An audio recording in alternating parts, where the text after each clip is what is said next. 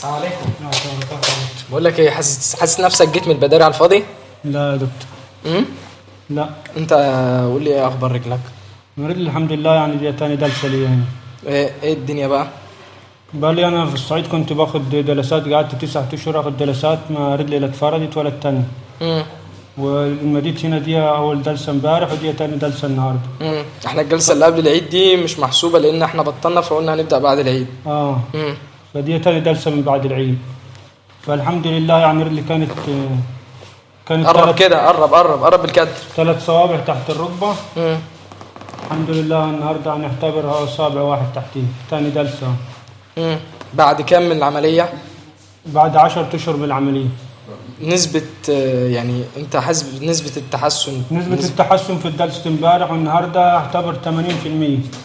مبسوط نفسيا اهم حاجة؟ الحمد لله، يعني نفسيتي مرتاحة الحمد لله. طبعا اهل اسيوط واهل البداري فوق راسنا وتشرفونا طبعا.